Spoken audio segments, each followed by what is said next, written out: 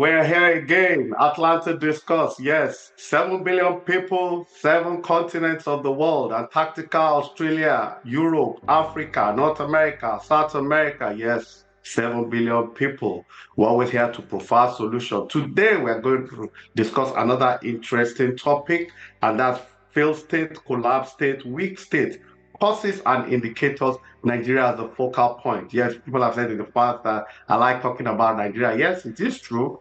1 out of every 4 sub-Saharan African is a Nigerian.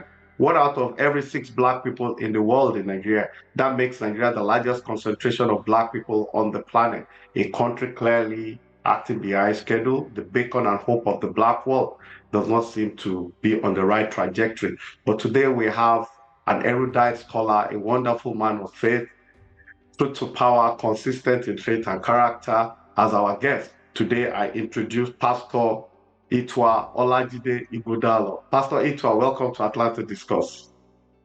Thank you very much. Thank you for having me, Ade.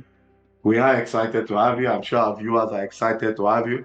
You are not new to most people, but you're new to Atlanta Discuss. I'm sure this won't be the last time you appear. But just to do a quick intro for those that are not very familiar with you, Pastor Itwa is a pastor, a Christian leader, an accountant, a thinker, and a social reformer, and an author. He's an alumni of the prestigious King's College of Lagos, established 1909. I remember that because I went to Abuja Grammar School, established 1908. So I know 1 year ahead. He also went to International School, University of Ibadan. He's also an alumni of University of Hull in UK, England, and a chartered accountant with a lot of experience to show for that. He's also an alumni of the Harvard Business School. So clearly, he's an erudite scholar, the man for the job. And when he speaks, he says it the way it is, not just the way he says it, the way it is, And it's important to add that he's the chairman and founder of the African Leadership Group, ALG. I follow that closely. I will advise you also go on YouTube and follow that. They're always there every Thursday. There's always a lot to learn. And he's also the president and founding member of the Rebuild Nigeria initiative. So everything rebuilding Nigeria, everything providing solution Nigeria, Pastor Olajide Itwa Ighodalo is always there. People call him Pastor Itwa. So Pastor Itwa, welcome once again to Atlanta Discuss. So here at Atlanta Discuss, we just embrace the facts. That's what we do. We follow the fact wherever it leads, irrespective of what also is going. We also provide solutions. Provide the discuss. So as we interact with you, we also have an opinion on 1 or 2 things like that. So topic remains failed state, collapse state, weak state, causes and indicators, Nigeria as a focal point. Pastor Itwa, what are the major difference between a failed collapse and a weak state, in your opinion, sir? All of the time, people use these terms interchangeably, but there's slight differences between them. A failed state, in my opinion, is a state that has never really been able, or maybe it used to be, but somehow or the other, it has totally lost its compass. The economy is weak. There's chaos everywhere. There's a lack of government, or there are many, many places that are totally and completely ungoverned. Okay, Lebanon almost became like that at a certain time due to the wars and the ravages of war. The former Biafra failed completely due to war, ravages of war. And there are 1 or 2 other incidences like that, totally failed. The economy is weak. Zimbabwe was almost going in that direction. I think they're beginning to readdress or address themselves. Okay. A collapsed state is similar, very similar to a failed state. It's a state where maybe in this time, the only thing that you can talk about is that forces outside of them, forces not within the state, came and brought the state to its knees, and it totally collapsed and it had to be rebuilt. Germany, war-torn Germany in the 1940s after the Second World War had virtually collapsed, and it took a lot of efforts by the Americans, Bretton Woods, and things like that to rebuild. Japan was also going in that direction because of external aggression and external forces against the state. A weak state, on the other hand, is a state that is really trying its very best to come up and to do certain things, but it is just a naturally weak state. Either it is weak in terms of natural resource, or either it is weak in terms of intellectual resource, or either it is weak in terms of competence and potential. And in Africa, Togo, Dahomey, states like that are basically weak states. They are doing okay. The citizens are getting on. They are managing. Okay, some West Indian countries are also weak. Haiti is a weak state. They are doing okay. They are struggling, but somehow they just cannot get it right in terms of the economy. But there's reasonably safety. There's reasonably the economy is there, but it just doesn't have the parameters to make it a great state. So it's a weak state, and it's almost as though there is nothing that they can do. That is how I would like to differentiate between these three terminologies that you've. All right. So when do you think Nigeria falls in within all these three? I think Nigeria is somewhere between a failing state. Okay, it's failing because it is not totally failed because there's hope. It is not failed because the economy is so strong. It is not failed because it has a lot of people here, there, both within and outside. But it is failing. It is failing because if certain things are not addressed, if certain things are not redressed, if certain things are not properly done, and we allow Nigeria to continue in this trajectory, and then there's a small external push, it might totally fail and collapse. Okay, it has tottered a lot, almost gotten to the edge or the brink, but somehow or the other, some discovery, some turnaround, something or the other happens to bring it a little bit back. Okay, and it hasn't failed totally because it is such a strong economy. With a lot of potential, with a lot of possibilities, with a lot of resource, and with a lot of people all over the world that keep propping it up and supporting it. But it is going on a failing trajectory. And I hope that the new government would have the sense, the presence of mind, the sincerity, and the dexterity to pull Nigeria back. So let me ask you this. I know we all agree that things are not going well for Nigeria, the beacon of the black world and all that. You've done a lot of work in the past. I've heard you speak about citizens abdicating responsibility, why people have to show more interest in governance, educated people, uh, good scholars, people that mean well, men of means and integrity and all that, not allowing the lowers of the society to rule. But my question to you is, when do you think we really got it wrong? Because in the past, we've had guests tell us that. I remember when we were doing something about certificate forgery and all that, a lot of reference were made to things happening pre-independence. I was told by people that should know that being guests here that most of the things we complain about today have always been there. You know, when we talked about election votes not counting, there were a lot of reference to even the Western region.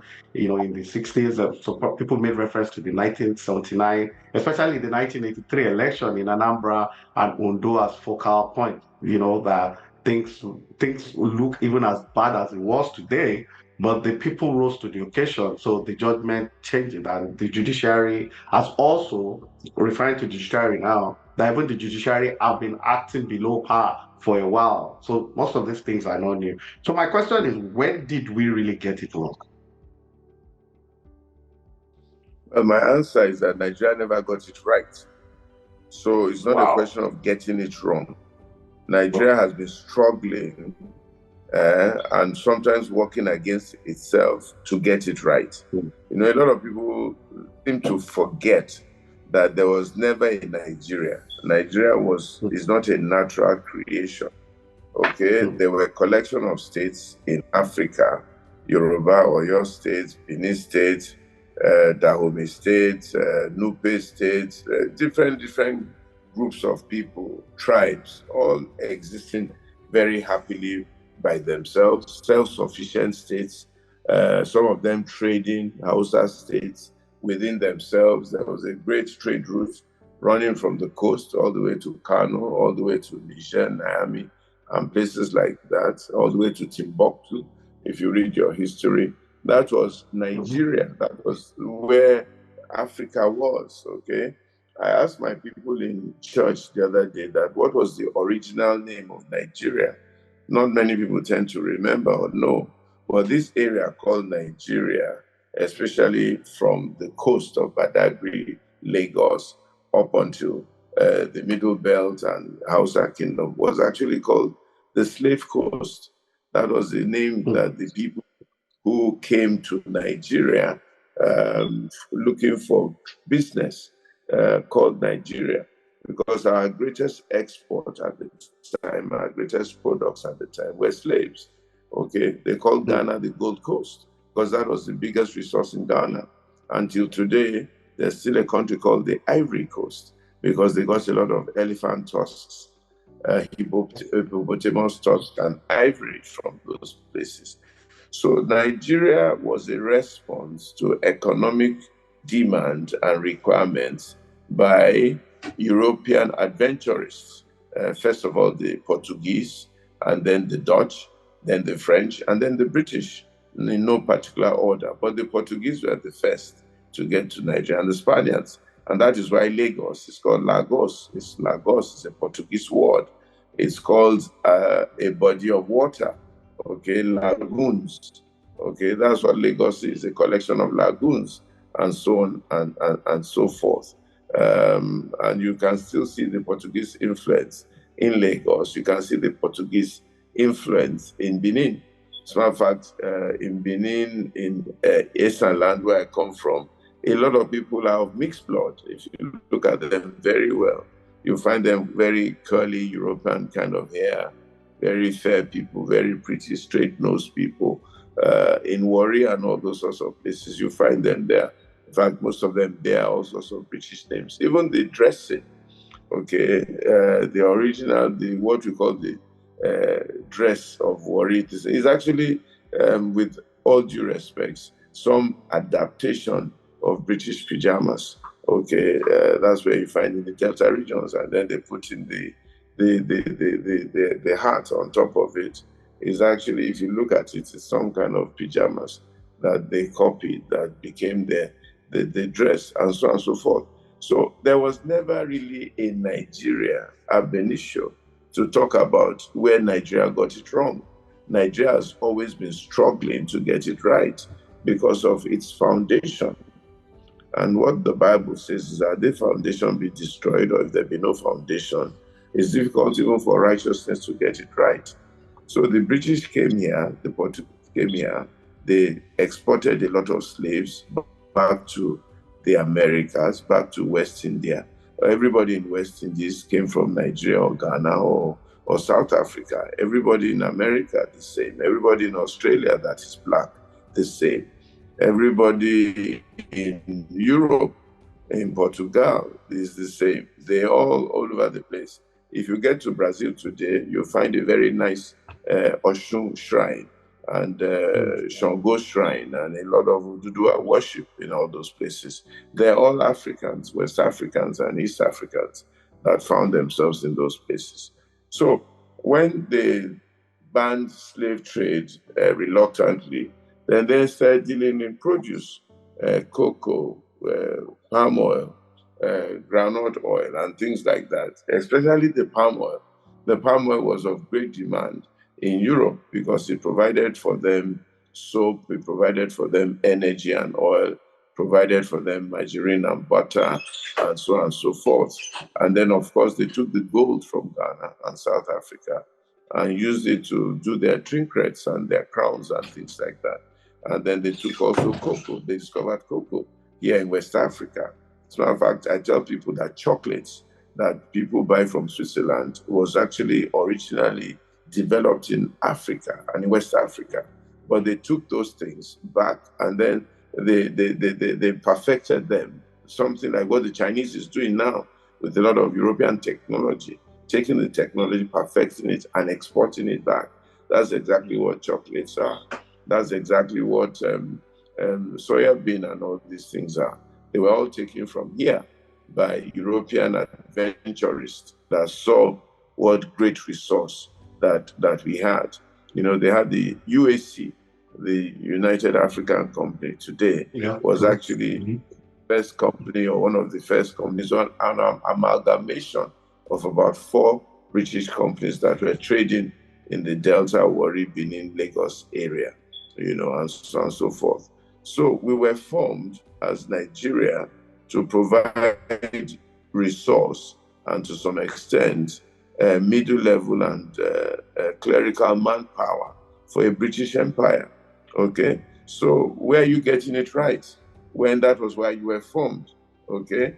And subsequently, the people who now fought for independence for Nigeria were not able to clearly sit down together and articulate a united vision, okay? The independence we got in 1960 was a fractionalized independence, a divided independence, an independence that recognized 3 big states who were not actually totally unified towards a common nationalistic vision and direction.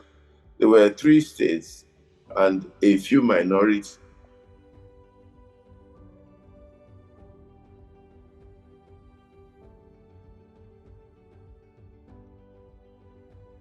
states that were largely suspicious of each other,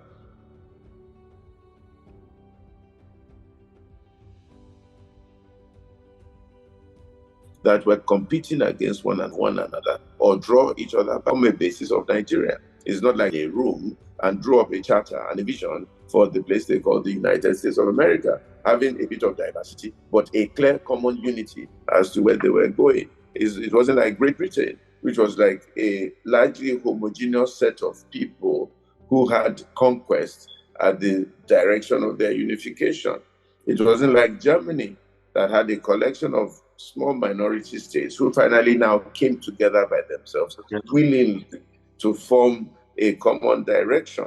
We were not given that opportunity, either in terms of natural growth and discovery, or in terms of quest, forced together, vision and ambition. And it is that weak structure on which this mass, this geographical expression some leaders used to call us, was put together, that we're still suffering from till today.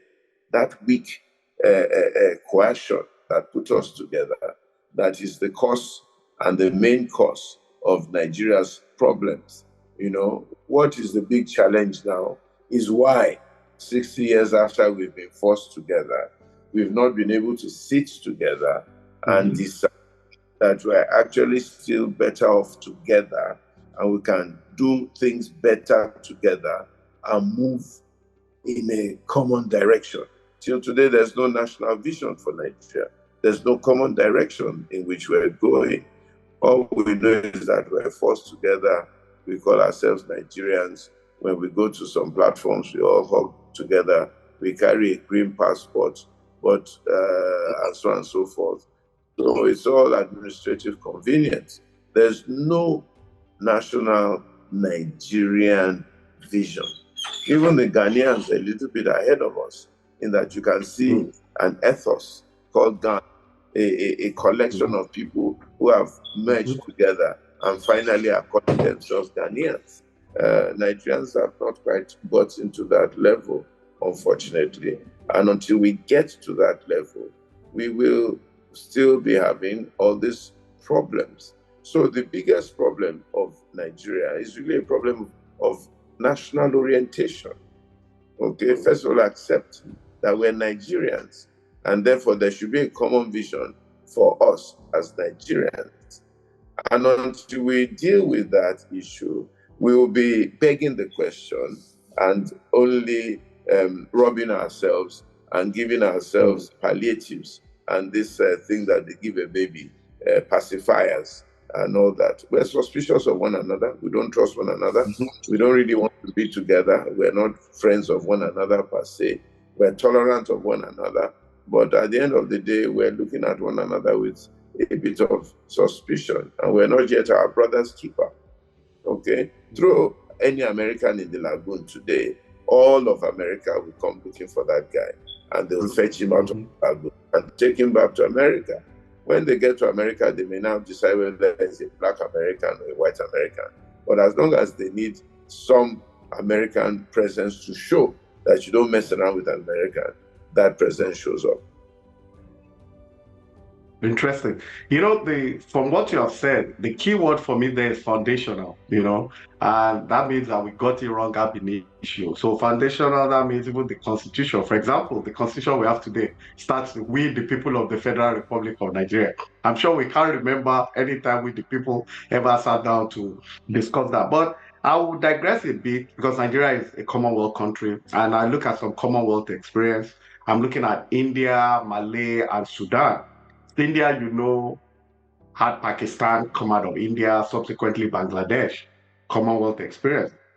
Now we come to Malay. What you call Malay then is now Malaysia and Singapore, and nearer to us is Sudan. You have South Sudan come out of that. And now, it does look like in those three examples I gave, they were straight bedfellows and they realized it on time. And everybody moved, in some cases, a little bit of skirmish, but then they realized it.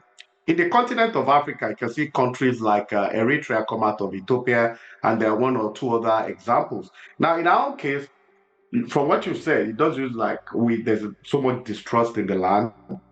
We fought a civil war, and ever since then, we're told no victor, no victory. But even at that, we've just been circumnavigating, no major progress and all that. So my question is this: we're trying to look for solutions now. How do we really, really get out of this? Somebody I'm sure Dele Farutimi said, we cannot vote our problems away. He didn't really say what the solution would be. Now, Christian Wakubia said, yes, we can have constitutional amendment if you pile pressure on our legislators. I did ask him that how can people that are the major beneficiary in such a parasitic nutritionist system be the one to change the status quo? He said it can work. But Chidiodin Kalu was our last guest, said something we give eventually. There were examples of revolution in the past from France to other revolutions that when hunger sets in, you cannot sustain the system. So now I know you've done a lot of work on this, and how do we get out of this morass, I'll say? In your words, take your time, sir. And unless we all sit down and discuss and really, really have heartfelt discussions, frank discussions, and take decisions, whichever way, we can't really truly get out of it.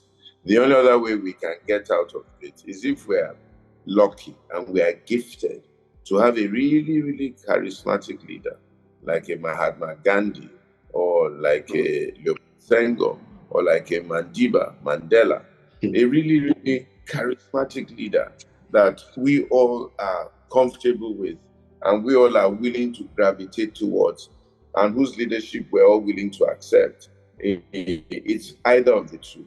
It's either God gives us with a really charismatic leader, the likes of David and Moses and people like that, that really carries the day, or we all need to sit down, the various groups, and really have a heartfelt discussion and decide. And the discussion can also be, let's go our separate ways. You've given the examples of India broken up into three because they couldn't work together. Bangladesh went off on its own. Pakistan went off on its own. Pakistan largely Muslim, and so on and so forth. They all speak virtually the same language, have relatives across the board. But this is my inclination.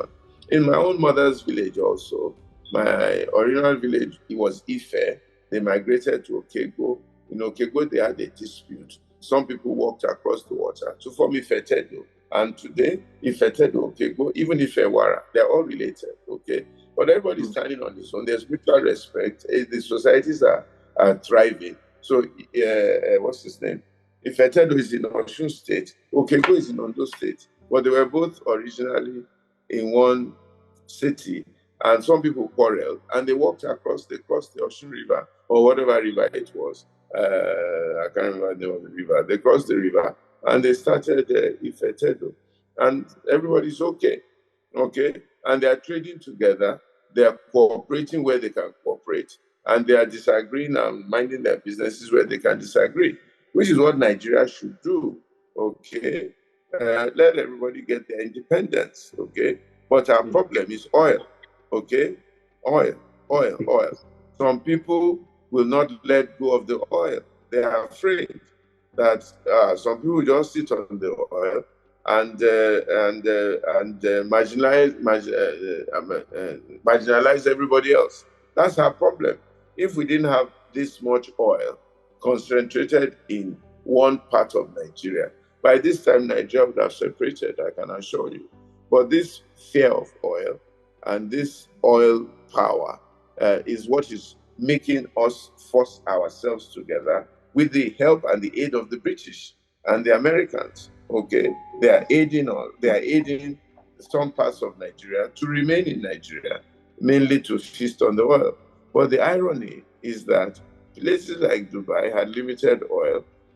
Places like Singapore had absolutely no oil, and they are thriving. Oil. Even our friends Israel, they had nothing. Okay, people do not realize that the greatest oil is the oil of the mind.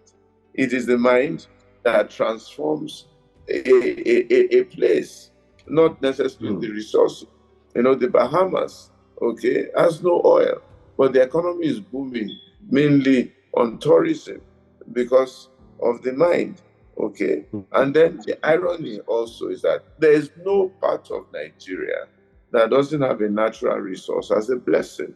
Okay, so look at America, for instance. If you go to Texas, it's an oil-based economy, but it's not the strongest economy in America. The strongest economy is California.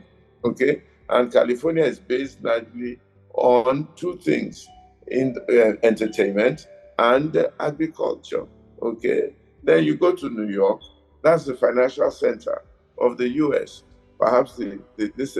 Then you go to, they went to the desert and they formed the Las Vegas based on gambling, and it's a thriving economy. Okay, so there are many, many ways by which we can actually make money. In the north, for example, they have so much sunlight that is a source of energy to feed the whole of West and Central Africa. It's a big economy for them, but they underestimate it, they ignore it. I grew up on cotton, hides and skin. I laugh at them in my church. I hold up their Gucci bag. I say, look at this Gucci bag. They laugh. I say, where do you people get it from? They say, we got it from London, from Italy. I said, no, this bag came from Kano. This bag originally came from first class hides and skin from Kano, goes to Europe. And that's what they used to make all these very sophisticated things. Because I can assure you, they don't have as much hide and skin in these places as we have in Kano.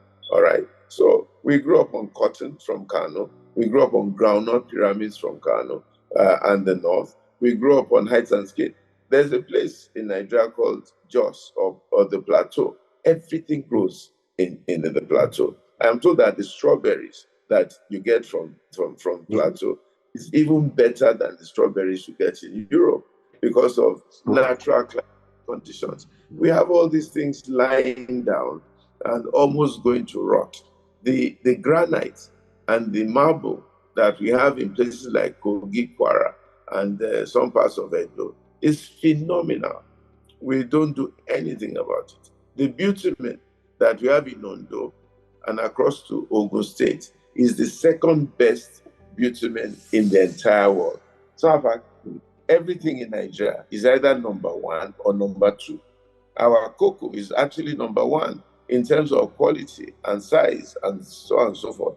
But we're like number two or number three behind Ivory Coast, behind Ghana, behind even Brazil, because we're not investing in these things, okay? We have something called the palm kernel in Nigeria, which is why the British almost killed themselves, because that fruit, every part of it is money, okay? By the time you finish with the original palm oil, then you go into the inside and bring out the kernel. Everything is money. The bark is money. The leaves are money.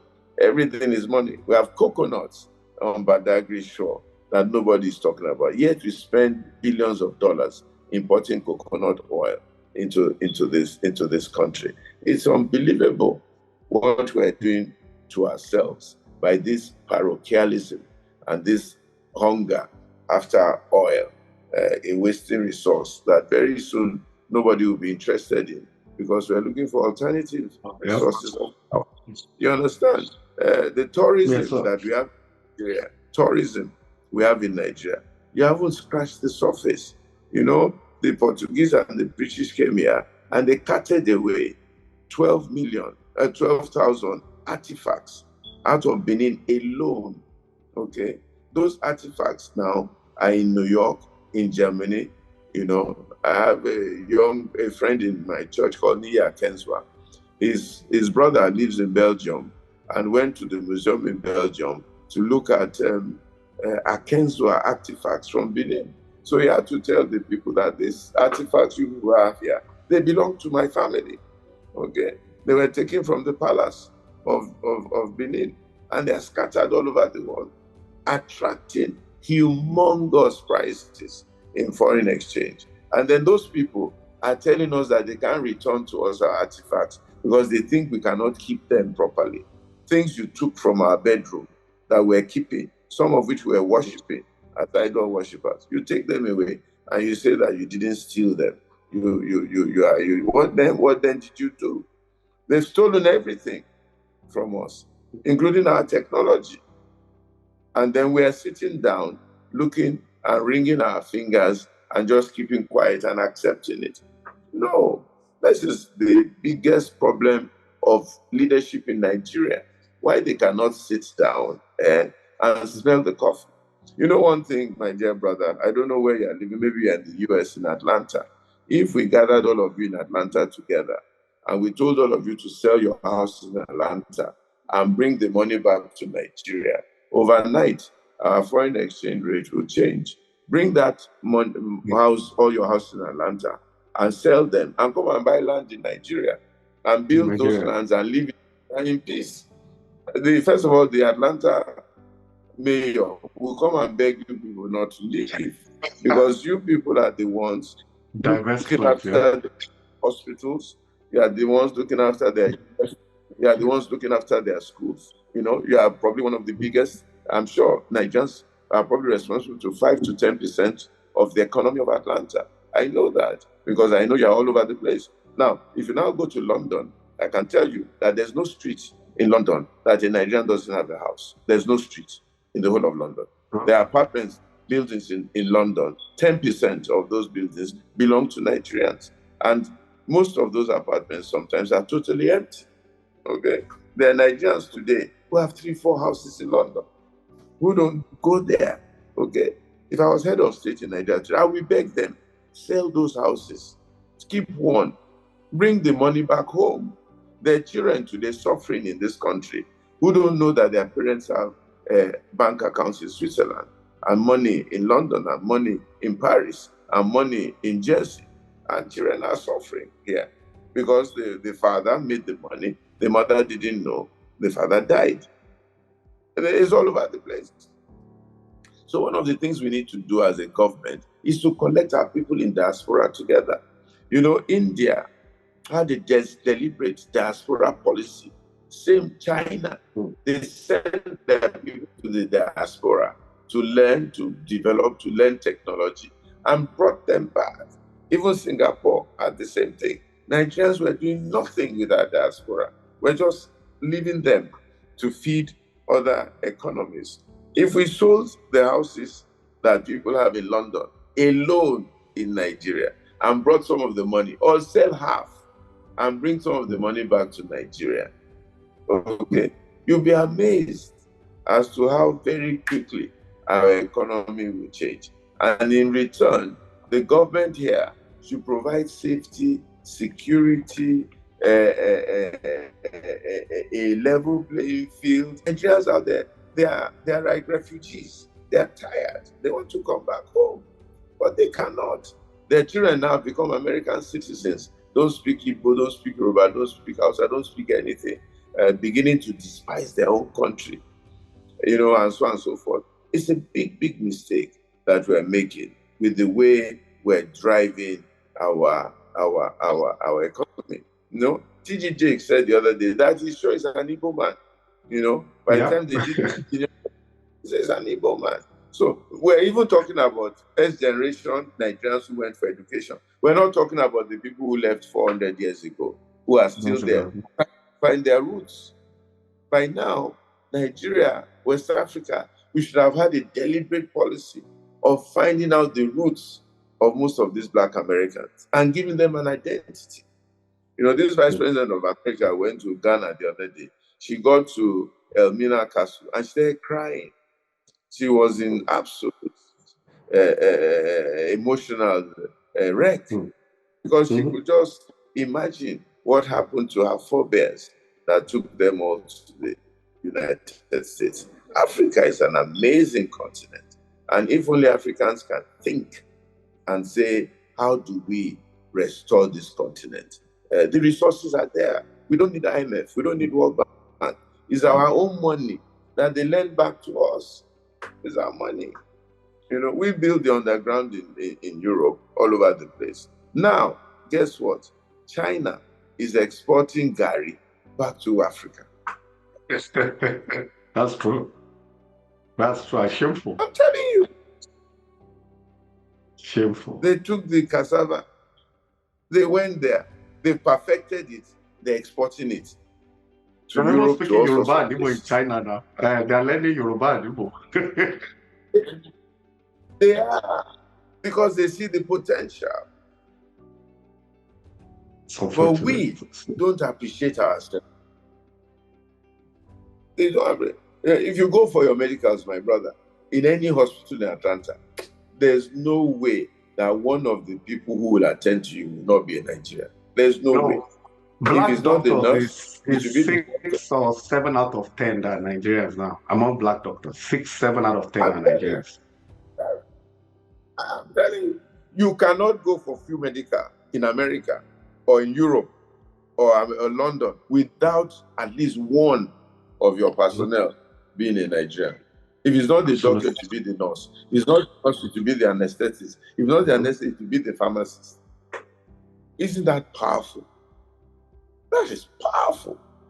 And yet, we don't quite appreciate it. Which is sometimes I think maybe the problem is even good because it has brought a lot of knowledge, technology, and understanding to Nigerians. It's just that Nigeria is still not yet benefiting from a lot of these things. So the solution to Nigeria's problem is very, very simple. Okay? Let us reorientate ourselves. Let us know that we're great people. Let us sit around the table and actually find a simple solution that is workable. And the solution is, let us help one another to develop all the resources that is available in Nigeria. So let the South help the North to develop all the northern resources. Let the North cooperate with the South to develop all the southern resources. Let us develop all our resources and bake a bigger cake, okay? And we will have more than enough for everybody in Nigeria to be a little millionaire in foreign exchange. That for real. More than enough. First of all, we don't need to import any food into Nigeria. We have enough food to feed ourselves. If we stopped importing food in Nigeria, you will save about $3 billion. Secondly, we don't need to educate anybody outside of Nigeria. We're spending phenomenal amounts of foreign exchange educating people all over the place. Okay? If we can provide sufficient good schools or even bring the schools into Nigeria, we will save a lot of money. So stop importing food, stop importing education, as it were, and so on and so forth, and start processing most of what you produce and adding value. Okay? Why should we, for example, import chocolates into Nigeria? Last time I traveled, a young girl, she's coming to see me in a few minutes. I said I should bring her chocolates. I said, okay, no problem. I brought her 100 pounds worth of chocolates, and she was very happy. And this and that. And I was smiling to myself that how can I be How can you be asking me for chocolates when you are the owner of cocoa? But we don't even Imagine. realize that. Today in Nigeria, we import gasoline. I mean, who does that? Who I does that? imagine. How can we be importing gasoline? All producing country. It's an irony. Oil producing country importing gasoline. Who does that? Very soon we'll be importing pounded yam. So what we need to do really is to sit around the table and really have an honest discussion that is directed at mutual benefit for all, not a winner take all. So we need to restructure the economy. Okay, let each person take the produce from where they are living, let them contribute 10, 20, 30% of it to the center, and let them use it to develop their own various economies. And very soon, everywhere in Nigeria will be thriving. We'll be thriving. I'm telling you, the matter is so simple, but people are so scared. They're so afraid of tomorrow that, if the oil goes, all these worried people will be so rich, this and that. We will be poor. No, you cannot be poor. If you have your brain, you can't be poor. Why should you be poor? Because God has gifted you with intellect that will make you extremely rich. You just have to apply that brain. So if a section of Nigeria is not educating its people, it's doing them a great disservice, is limiting their potential, limiting their ability to be great people. Instead it's saying that they should be pulling cows all over the place because of tradition. That's what's drawing us back in Nigeria. We just need to open our minds a bit, and by God's grace, all will be well. I'm excited about Nigeria. I think we have great potential. I think we just need to strike the match and things will begin to change. Absolutely. Thank you very much. Like, you have not disappointed our viewers. You've been truth and concise. And we agree with you. We agree with everything you've said. I'll just, before I ask you the last question, just a follow up on what you said. You said you prefer solutions on two strategic areas. Quality leadership can change the trajectory. If we sit down and discuss, it can change. And why I'm having this follow up actually is that I look at India. I always refer to India because most of the things Nigeria term as obstacles, India has used it to its advantages. Multi-ethnic, multi-diversity, multi-religion, and all that. India today is even more populated than China. Very volatile, the largest democracy in the world. I'm sure you remember when Indira Gandhi was assassinated. In any African country, that would have been a natural coup d'etat. The son Indira Gandhi came in. I'm sorry, Rajiv Gandhi came in. He was equally assassinated and no coup. And India has no record of coup. So my point is that you made reference to Mahatma Gandhi, who, in my opinion, I feel that having a founding leader like that actually helped the Indian trajectory because there's no level of affluence or wealth attached to Gandhi per se. You can actually place him. And that, I think, helped the focal point of the country even till today. More so, the Indian constitution is a people's constitution. When look at the guy there now, Modi. Modi came from a small state like Gujarat. Something, if you look in the Nigerian calculation, that probably be an Abia or an Oshu state. And yet, he was able to be prime minister because he did well. Everybody saw him. So I will agree that yes, if we sit down and talk, like they did in India, it will work. Now the other part is leadership. A lot of people say Awolowo was the best president Nigeria ever had and all that.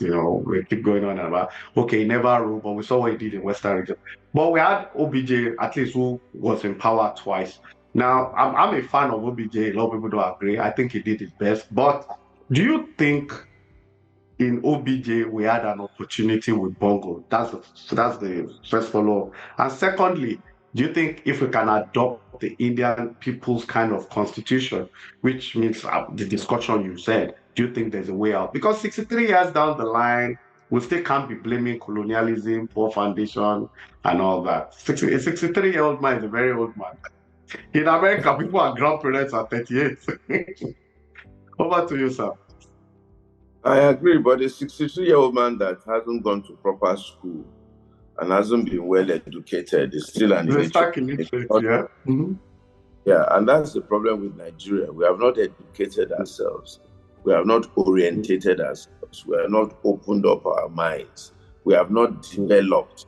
So we're still wearing pampers at 63, and the quality of our thinking is very limited, So while we're advancing fiscal age, we have not done a lot with our mental age. And it's reflective in the quality of leadership that we have. When you tell me that a school cert holder can be your president, it shows me that you have no appreciation for the quality of the intellectual capacity and the kind of leadership that you want. When most of your counselors never really went to formal school and therefore they're not interested in education, it tells me which direction and trajectory your country is going to go to, and so on and so forth. And that's the problem. And you've given the India example as to how they are able to get themselves out of this thing by sitting down and discussing and agreeing.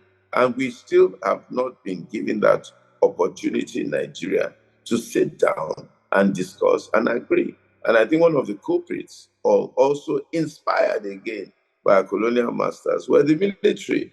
They were taught in Sandos and places like that the options of doing a coup. They were brainwashed. They were instigated that you could do a coup, and some of those coups were supported and even partly sponsored by these same colonial people because they knew where they were going. So, foundations are very, very difficult to rebuild.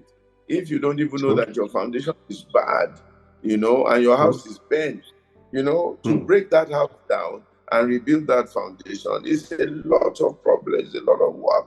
And therefore, we can say 63 years after, but 63 years after, it growing in a certain direction, in a direction of mistrust, in a direction of envy, in a direction of, okay, you say, no victor, no vanquish. But last election, they say no Igbo man can be president. What does that mean? What does that mean? And that was the narrative thrown out there, that if you get an Igbo man, he will do this, he will do that, he will do that. 40-something years after the so-called no victor, no vanquished, and the people are still second class. I'm not an Igbo man, but I think it is unfair. If you indeed say there's no vanquished. And I read something today, Yoruba people, where somebody put out something telling us that the people who are really marginalized in Nigeria are the Yoruba people, because the Abia State, they write a bunch of rubbish. How are we going to sit together when we don't trust one another, when we're still tribal warlords, and that is the currency of our democracy? Why should an Igbo man not run for governor of Lagos State or governor of Osun State? Why should a Hausa man not run for governor of Edo State if he's lived in Edo State long enough? Why should an Edo man not run for governor of Jigawa State if he's lived in Jigawa long enough? If we say we are Nigerians, what we're simply saying all the time is that we're not really Nigerians. We are, first of all, Edo people. I'm half Edo, half Yoruba, but I can't run for office in Oyo State where I was born. I have to go back to Edo State. And when I get to Edo State, they're now telling me that I don't speak the language very well. Therefore, they don't know who I am. I'm a stranger. So I'm a beast of no nation. Meanwhile, I've lived in Lagos since 1973 and paid all my taxes here. I can't rise up and say I want to be something in Lagos. And mind you, Lagos is the most cosmopolitan of them all. Okay, but still, at the end of the day, when push comes to shove, they say, no, Igodalo, you can't be governor here. No, it's not possible. And you go back to Edo State, they say, Igodalo, we haven't seen you here. You've been in Lagos and Ibadan all your life. You don't speak the language. You can't be governor here. So what am I supposed to do? And this is with all ourselves Nigerians. It's unfair. If we really want to be Nigerian, Hillary Clinton grew up in. That's an American. She met the qualifications for running for office in New York, and she ran for office in New York. True. So, where is the Nigeria we're talking about when we're still talking tribalism till tomorrow? After 60 years, it means that mentally and nationally, our minds have not developed. And until those minds develop, either by inspiration of a great leader who says, forget all these things, let's build a great Nigeria. We can, and we can be #1 economy in the world if we all get together and build a great Nigeria. Or we all sit down and discuss. And until we're given that opportunity, we're going to be begging the question. Until you keep burying the discussion and saying, don't discuss, don't discuss, don't discuss. Some people are afraid to discuss. We are not going to go anywhere. And that constitution wasn't written by Nigerians. It was written by military people who just decided, based on your unitary thinking, that this is what they want. And this is further foundation they wanted to lay for Nigeria. So we really don't have a Nigeria. I'm sorry. We don't yet have a Nigeria. We just have a collection of people who are tolerating themselves because they feel stuck together and trying to just make the best for themselves of the available resource and economy. So everybody's dragging and biting and dragging and biting for themselves. On leadership, you refer to Leopold Sedar Senghor. I like Senghor a lot. I read a lot about him. You refer to Mahatma Gandhi, Madiba, and all that. So I said, yeah, I would did a lot. Zik did a lot. They didn't have the time. So I said, OBJ, your leadership. Do you think OBJ had the opportunity to have made the difference? Before I ask a final question. OBJ is a phenomenal person. I know him very well. Yes, Obasanjo is a phenomenal person. That's why I asked you. I know and he really loves Nigeria and really wants Nigeria to progress. And he's one of the hardest working Nigerians that I need. But like most men, he has his own weaknesses, okay? And he has this fear and phobia for the North somehow, or maybe respect for the North, or maybe tolerance for the North. So everybody's always pampered a little bit to the North in Nigeria at the end of the day. And that has always made us unable to take practical, realistic, and truthful and sincere discussions. So he did it in 1979 and all that, and scampered away, okay? When he came back again by God's grace in 1999 and went on to 2007, he did exactly the same thing, pampering to this thing, when what we should have done and the greatest opportunity that he had was to totally restructure this country and put Nigeria on a direct growth trajectory that was irreversible. But once again, we pampered to the North. And if you keep pampering to a child, the child becomes a bit spoiled and has this sense of entitlement and the sense of my mother and father can't do without me. I sit in the house. I said there's enormous potential. It's to develop its own potential and to become a great state, because they were a great state in those days by themselves. The Hausas, they were phenomenal people, bread baskets of the entire West Africa, growing yams and tubers and running farms and things and that. Okay, the Fulanis were herdsmen, dragging cattle here and there, providing their own economy. Why don't we now use technology in this day and age to ramp up those economies and make them great? Why can't Kano be the Dubai of West Africa? Why can't Sokoto be the Medina or Mecca of West Africa? Why can't they develop all those places and stop looking at this oil that God gifted the Niger Delta with and think that oil is the beginning and end of it all? This is really the mistake. So Obasanjo could have done something phenomenal in Nigeria. But I guess at that time, either for whatever, he didn't quite have the courage to do it. And that is why Nigeria is where it is today. So now he's running and working very hard, trying to rectify and change that thing. But honestly, it's almost, unless God gives us grace, we lost a great opportunity, twice, in his hands, because we didn't have the courage. We didn't have the courage.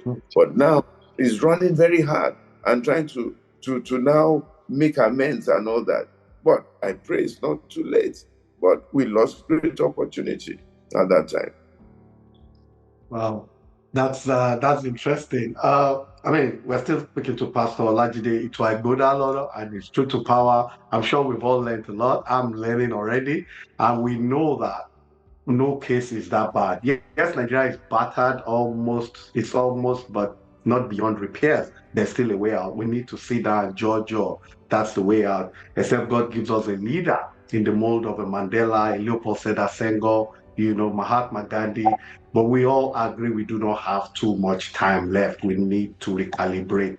On the issue of diaspora, I think we all do well individually. Actually, I think that's the consensus, especially in the United States. Nigerians are the most educated migrating bloc, no doubt, to about three or four, some will even say 4 or 5 continents in the world. But here, individually, well, yes, collectively is where the problem is, which goes back to the same tribal distrust, religious distrust, and what have you. So, my final question to you before you leave, sir, is this. You're a man of faith, clearly. You're involved in so many things. You're a patriot. Nobody can dispute that.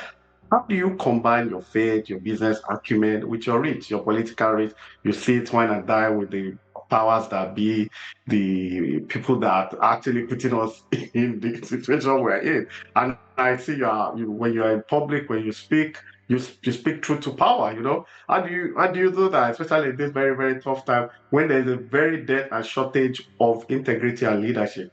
So our viewers would like to know, especially for those of us that are up and coming, because we don't have too much mentors again in Nigeria, people to look up to. So how do you combine that? Well, you just have to decide what you want to be and what you want to do and what you want to be remembered for. And you must be ready to make the sacrifices. And you must be true to yourself, first of all. Most of what I say and do, there's nothing personal about it. And it's not intended for me. You understand? If I wanted to make money, I know how to make money, what to do. But it's not all about money. Yoruba say that if we are looking for money and we find honor and integrity, we should go back home. Because if we had money, we'll use it to buy honor. Okay? A good name is better than silver or gold. Okay? Everybody is my friend. I have no personal enemy or animosity to anybody. And if I offend you, I'm quite quick to apologize because I don't mean you harm. But the truth must be told, and Nigeria must be a better place. So my love for God, or my fear for God, my love for Nigeria is far above almost any other relationship that I have. And I believe in fairness and equity for Nigeria. And I think a lot of my friends and associates are beginning to understand that and accept me the way they are. Because today I can criticize you, I can tell you that you're not doing right in government, but tomorrow I'm there to help you, to pray for you, to assist you in your personal need and requirements if I need to. Because I don't like what you're doing in government or your policy, doesn't mean I don't like you as a person. I just wish you could do better in your place of power. And if you can, please do. If you cannot, there's no problem. But I'll be the first person to tell you and tell everybody that this, my friend, hasn't done well in government, but he's still my friend. And I'm working on him to see how maybe he can become a better person. And if he chooses not to and chooses not to talk to me, that's okay. I will never stop talking to him because I love him as a friend. It's as simple as that. So I try to differentiate issues from personality. And honestly, everybody has a problem. Everybody has a weak area. Everybody has a challenge in life. And I'm one of the most empathic people you can never find, to be honest, without blowing my own trumpet, because I like to put myself in the other person's shoes. A lot of people condemn, they judge people very quickly. But as a pastor, I have discovered that quite a lot of us, we are not in full control of the circumstances in which we found ourselves. We are accidents of birth, we are accidents of experiences. For example, a lot of people used to look at some ladies and say, this lady is loose, this lady is there. But when you look at her history, you'll find that maybe this girl, they've been raping her since she was 2 years old. They've been raping her since she was 6 years old.